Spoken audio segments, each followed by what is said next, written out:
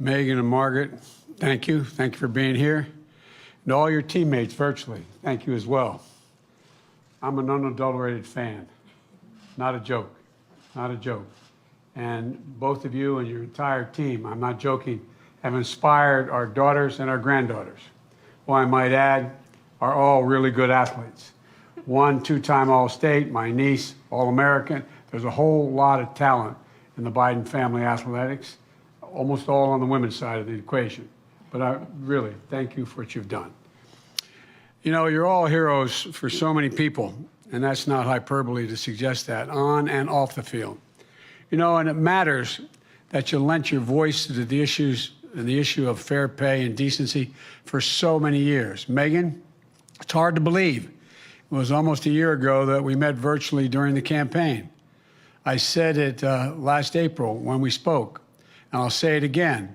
The fact that Jill and I get to talk with you and your teammates makes us heroes with our granddaughters. Not a joke. I went so far as I took what they might say a privilege of getting our granddaughter, Maisie, who's a rising junior at the University of Pennsylvania, up taking a course right now. I got her on the phone, so all she wanted to do was meet both of these women and meet them virtually. And she's a soccer player. And as Jill mentioned, seeing you win the World Cup back in 2015, that was an incredible moment for our family and our country. And I didn't bore you with all the pictures we still have walking on the field. No, I'm serious. And off the field. You all made me a hero with my granddaughters. And the reason we're here today is because it's Equal Pay Day, which has been around for 25 years. It was declared 25 years ago. Equal Pay Day. Though not enough people know about that, as they should. You know, it's a day that measures how much longer women typically have to work to match what men make in a single year. That's what Jill was talking about. And it's shocking when you look at the numbers. 12 years ago, when President Obama and I came into office, the very first law we enacted was the Lilly Ledbetter Fair Pay Act, and Lilly was standing at our side. This year, that year I should say, in 2009, we marked Equal Pay Day occurred in late April. By late April, women will have made at that time, on average, what men make in 12 months. They had to go all the way through January, February, March, and April to catch up. That meant that it took women until April of 2009 to earn the same amount of money that a man made in all of 2008. Another way to look at it is it took more than 15 months for a woman to earn the same amount that a man made in 12. And more than 3 extra months, it's more than that. And it's even longer for women of color. And it's wrong. This year, Equal Pay Day falls in late March, which is a little bit better, but not much, from late April to late March. And frankly, we shouldn't be satisfied that Equal Pay Day is no longer even necessary to mention at all. The reality, though, is that in nearly every job, more than 90% of the occupations, women still earn less than men. 82 cents on the dollar on average. For AAPI women, it's 87 cents for every dollar a white man earns. For black women, it's 63 cents. For Native American women, it's 60 cents. For Hispanic women, it's 55 cents. It doesn't matter if you're an electrician, an accountant, or part of the best damn soccer team in the world. The pay gap is real. And this team is living proof that you can be the very best at what you do and still have to fight for equal pay. You know, as Jill mentioned, this pandemic has only exacerbated the problem. Women are on the front lines as essential workers, particularly women of color, in hospitals, grocery stores, childcare facilities, farms, factories, but they're still earning less. More than 2 million women have dropped out of the workforce since the pandemic started. 2 million. And now we're at the lowest rate of women participation in the labor force that we've been in more than 30 years. Let me say that again.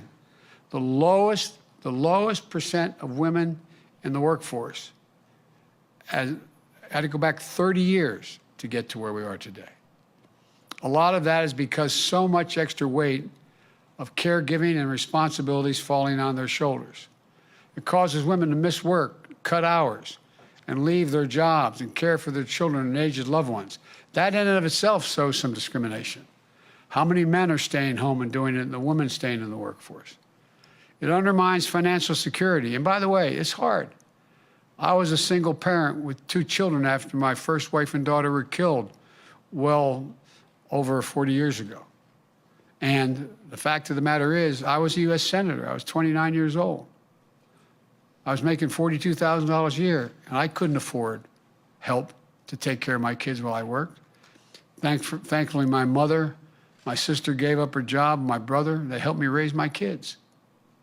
It undermines financial security for women and families. It hurts our entire economy when we lose the talent and hard work of so many people. In the American Rescue Plan you've heard so much about that we just passed, it was designed to address this core challenge. It puts money directly into the pockets of people who need it the most. $1,400 checks for 85% of American households. The 100th million check has been deposited as of today, and many more are on the way. It also expanded the child care tax credit. And here's what that means for those of you who don't know. Right now, if you file for federal income tax, you get up to $2,000 credit for each child. But if you need help the most, if you're making a minimum wage job and you don't make enough to pay federal income tax, then you don't get this credit. But because of the American Rescue Plan we passed, if you have 2 children under the age of 6, for example, and you're making $7.25 an hour, which is the minimum wage so many people are making, you'll get a check for $3,600 per child, or $7,200. Roughly, you get $500 a month. It's mailed to you by the federal government. That's life-changing. The American Rescue Plan is going to cut poverty across the board in America by about 31%. And that's a significant lift up for women. The law provides $360 billion for funding state and local governments.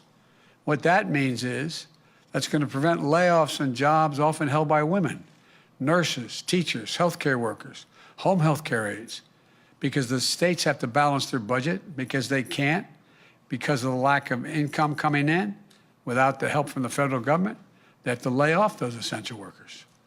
And the law also includes $130 billion to reopen our schools safely, $40 billion for invest in child care investments, $160 billion to get the country vaccinated and beat this pandemic. All this is going to give millions of women, including many moms and dads too, the freedom to rejoin the workforce and make the career choices that are best for them and their families. But there's so much more we need to do, so much more. We need the Congress to pass the Paycheck Fairness Act. The bill will remove loopholes in the law allowing employers to justify gender pay disparities. It would help hold employers accountable for systemic pay discrimination. It would help level the playing field for women and people of color by making it easier for workers to challenge the disparities as a group. It would increase pay transparency. By that I mean, there's a whole range of American corporations. If you sign the Fortune 500, you sign up with them, you cannot reveal, it says in your contract, you cannot reveal your salary to another employee. Why is that? They don't want me sitting there saying, well, I'm making $60,000, or the woman doing the same job, and she looks at you, you're making 60, I'm making 40. They actually try to hide it. That's what I mean by transparency. Some employers may not allow you to know, exactly, as like I said, how much the person sitting next to you is making.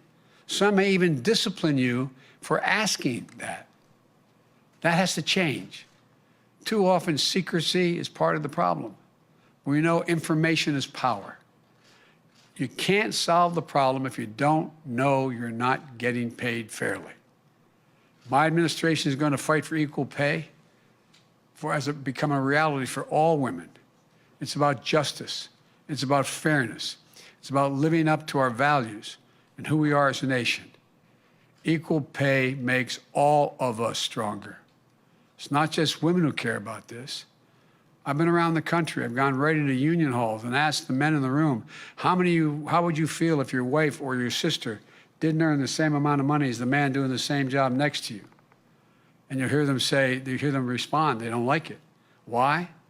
When your spouse or your sister is making the same amount of money the man she's standing next to making, it means that when the hot water heater breaks, you can replace it. It means you get 4 new tires on the car. It means everybody's life is made better in that family. Let me close with this, that to come out of this crisis and build back better, we need to erase the gender pay gap by ensuring that women have access to good paying jobs, by raising wages for working folks and fighting for the right to organize and collectively bargain. Because we know unions lift women's wages even more than they lift men's. And by investing our care infrastructure, in paid leave, child care, home care, so that people can care for their families and also go to work. There's a lot to do. But together we can ensure that our daughters have all the same rights and opportunities as our sons. And if we're able to do this, it will be transformational for our nation. That's the goal. That's what this is all about. That's what this team, all of you, are all about. Let me make one more point. You know, I've told my daughters, granddaughters, from the time they were old enough to understand what I was saying, and I mean it, there's not a single thing a man can do that a woman can't do as well or better. Not a single thing. I was among the first senators ever to appoint a woman to the Naval Academy. I was just able to, as President of the United States, appoint 2 women as 4-star generals who now are combatant commanders. 3 out of the 6 are combatant commanders, and they're women. Women. There's so many, some in the Congress, who are jet fighter pilots, flying at twice the speed of sound. So many, doing so much. But this soccer team, America's team, has done more to lift up people's sense of who they can be, particularly young girls and women, about anything that's been done. So as President of the United States, I thank you. I thank you for the example you've set and for your willingness to say, look, we're not going to take it anymore. We're not going to take it. Figuratively speaking, you can take my trophies, but you can't take my pride. As I said, my dad used to say, Joey had jobs when he lost his job and had to get another one.